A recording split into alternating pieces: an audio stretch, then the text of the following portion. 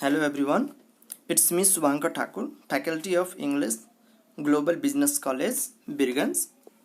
Today we are going to discuss Class 11 English, Unit 8, Grammar section, okay? Unit 8, Grammar section. In that grammar, our topic is here, tense. Even in tense, simple present tense. यसमा हामी simple present tense को discuss गर्न गइरहेको छौं. We know the structure here, subject plus V1 or V5 plus object. Structure हामीलाई थाहा छ, subject plus V1 or V5 plus object. So before discussing simple present tense, we must know that कहाँ use गर्छौ यसको, हैन? What does it means? यसको अर्थ के हुन्छ? So simple present means something happen at present times. अहिले केही हुन्छ. For example, म खान्छु, पढ्छु, लेख्छु, हाँस्छु, गाउँछु, भन्छौ, सुन्छौ, सुत्छौ. These all come under simple present tense. And we know the structure, V1 subject plus V1 or V5 plus object. For example, you see, he eats an apple. He eats an apple. हेर त he सँग त के आछ त V5 को use भएको छ eats. Another example, we always go to market. That is V1 हैन? We always go to market. हामी सधैं बजार जान्छौ. We always go to market. So we see the next example here. Santosh speaks Chinese. Similarly, she never cooks delicious food. Yes, in these examples you see somewhere V1 कतै V1 को use भएको छ, कतै V5 को use भएको छ, हैन? अब कहाँ V1 को यूज गर्ने र कहाँ V5 को यूज गर्ने? Let's see the notes here. यो नोट मा अलिकति ध्यानले हेर्ने. First को नोट छ he, she, it. I am going to read here. He, she, it or any third person singular noun as a subject. Subject को रूपमा he, she, it और कुनै पनि third person को singular noun आयो भने it takes singular verbs. कुन verb लिन्छ? Singular verb. That is V5. Singular verb लिन्छ र त्यो singular verb भनेको V5 हो. You see here singular verb that is V5. And the next one, तलतिर next rules note I, we, you, they or any third person plural noun आयो भने I, we, you, they or any third person plural noun as a subject group मा आउँछ भने it takes plural verb and plural verb that is V1. Yes, plural verb that is original form of the verb V1 and the V5 is here called the form added of s or es. जसमा s र es लागेको हुन्छ that is V5. त्यसले singular भन्छौं हामी र जुन original form हुन्छ that is V1 and that is plural. Okay, so let's see here the next where to use. अब यसको use कहाँ गर्छौ त simple present tense. We see next to it here simple present tense. Yes, it is used to show. अब यो के कुराको लागि हामी यसलाई युज मा ल्याउँछौं. For example, you see here just daily activities. हरेक दिन हामी जे काम गर्छौं त्यो काम गर्नको लागि दिनभरिमा जुन कुराहरु गर्छौं एक्टिभिटीजहरु हरेक बिहानदेखि बेलुकासम्म गर्छौं त्यसको लागि युज गर्छ. युनिभर्सल ट्रुथ, विश्वव्यापी जुन सत्य कुराहरु छ त्यसलाई एक्सप्लेन गर्नको लागि सिम्पल प्रेजेन्ट टेन्स को युज गर्छौं. जनरल ट्रुथ, सिमिलरली स्टेटमेन्ट और कुनै भनाइ छ कसैको, प्रोभर्ब्स छ भने, साइन्टिफिक फ्याक्ट छ भने, ह्याबिट छ भने और एनी फिक्स टाइम टेबल कुनै छ भने त्यसको लागि हामी सिम्पल प्रेजेन्ट टेन्स को युज गर्छौं. Let's see the example. अलिकति एक्जाम्पल तर्फ हेरौं. एक्जाम्पल मा हेरौं. फर्स्ट मा छ for example I brush. Number A I brush my teeth, हैन? I brush my teeth. This is called our daily activities or habit. यो हाम्रो habit हो. हरेक दिन हामी त्यो ब्रश गर्छौं. Number B you see here water boils at 100 degree Celsius. That is universal truth. यो विश्वव्यापी सबैले मानेको छ. पानीले कब त के भन्छ पानी कब बोइल हुन्छ 100 डिग्री सेल्सियस मा. ओके, त्यस्तै number C number you see barking dog seldom bites. यो verb हो, स्टेटमेन्ट हो. भोक्ने कुकुर टोक्दैन, हैन? Barking dog seldom bites. त्यहाँ बाइट्स V5 को युज भएको छ. त्यो बार्किङ डग भनेपछि सिंगुलर हो. त्यस्तै डी नम्बरमा हेरौं. This is also the statement here. A bad carpenter always quarrels with his tools. यो सुनिएको पनि होला. A bad carpenter always quarrels with his tools, हैन? त्यो कहावत छ नि, नाच्न नजान्ने आँगन टेरो. यस्तै यो भनाइ हो र भनाइ हो भने यो सबै कुनमा आउँछ सिम्पल प्रेजेन्ट टेन्स. सिमिलरली अर्को हेरौं ई नम्बर को example number E. The sun rises in the east, हैन? यो पनि युनिभर्सल ट्रुथ हो. They wake up at 6 o'clock. they wake up at 6 o'clock. So, habit ho, fixed timetable ho, 6 बजे उठने habit हो.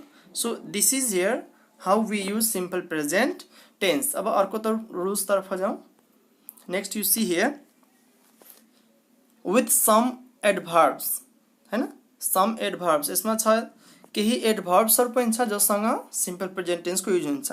जुन adverb लाई learn नै गर्नुपर्ने हुन्छ, you have to learn those words, and whenever you see those words, look at on the screen. Whenever you see these words, you have to use simple present tense. Or normally यस्ता एडभर्बहरु आएको ठाउँमा हामी simple present tense को use गर्छौं. I'm going to read here once. Listen.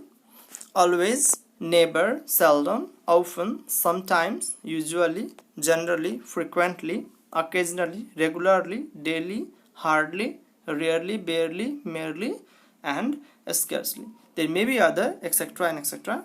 So let's see the example here with some adverbs. Our example number A, they usually go through this way. They usually go through this way. यस्ता word भेटिएमा याद राख्ने simple present tense मा use हुन्छ, जस्तै मैले use गरेको छु यसमा. They usually. Number B, we daily complete our assignment. हामी डेली आफ्नो होमवर्कहरु असाइनमेन्टहरु गर्ने गर्छौं. That is regular works. Next one, number C, example number C मा हेर्ने. He sometimes works in the field. उ फिल्डमा कहिलेकाहीँ मात्र काम गर्छ, sometimes. Okay. Similarly, number D, Abhi hardly sings a song.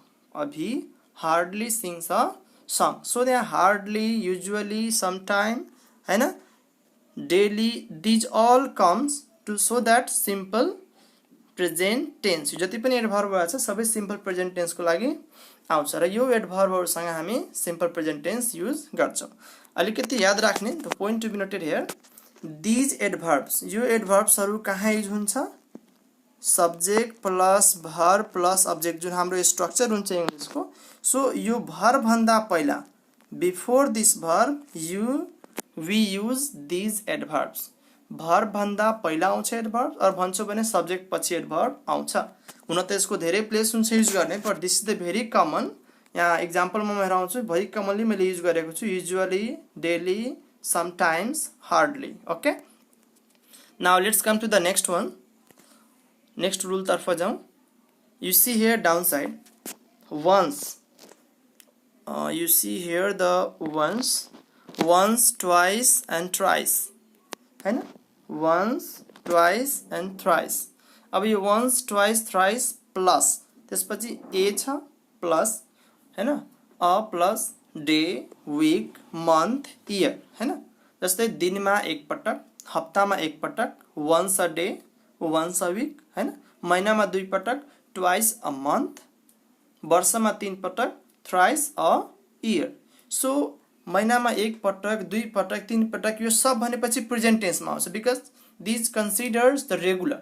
जस्तै for example you see here, I get salary, है ना, यसमा मैले एउटा वर्ड राखेको छु, I get salary once a month. मतलब म स्यालेरी पाउँछु, महिनामा एकचोटी पाउँछु. त कुनै यस्तो महिना छैन जुन दिन एब्सेन्ट हुन्छु, हरेक महिना नै पाउँछ मलाई salary. This is also called the regular activities. यो पनि रेगुलरमा आउँछ, त्यही भएर I get salary once a month. Example number B, you see, she takes medicine twice a week. उनी मेडिसिन खान्छिन् कति पटक त? हप्तामा दुई पटक. That is here simple present tense used with once, twice, thrice plus a day, week, month, year. यसैमा अब जस्तै 4 टाइम्स आयो हैन, 5 टाइम्स आयो, त हामी अब दिनमा 5 पटक म पढ्छु, त कसरी भन्छौ? I study 5 times a day. I study 5 times a day. अब 3 सम्म त once, twice, thrice हुन्छ. त्यसपछि 4 times, 5 times, 6 times, 7 times you can write like this. Okay. अब next let's see the next one. Next we are going to discuss here whenever, as soon as, another when. You see, whenever, as soon as, or when. यो तीनटै as a connectives और कंजक्सन को रूपमा, connectives को रूपमा आएको छ. यो सबैसँग एउटा कन्डिसन हुन्छ, to use the connect the two actions together. यसले दुईटा एक्सनलाई एक साथमा जोडेर ल्याउँछ. that may be present tense, may be past tense. एउटा प्रेजेन्टमा छ भने अर्को पनि प्रेजेन्टमा हुन्छ, एउटा पास्टमा छ भने अर्को पनि पास्टमा हुन्छ। जस्तै हेर्छौँ यहाँ सिम्पल प्रेजेन्ट टेन्स छ, यो पनि सिम्पल प्रेजेन्ट टेन्स छ हैन, दुवै एक्सन प्रेजेन्टमै छ र यदि हुन्छ भने दुवै प्रेजेन्टमै हुन्छ न त दुवै पास्टमै हुन्छ। That's why whenever, as soon as, you see here whenever, as soon as or when plus simple present plus simple present हैन। यसपछि सिम्पल प्रेजेन्ट र सिम्पल प्रेजेन्ट आउँछ।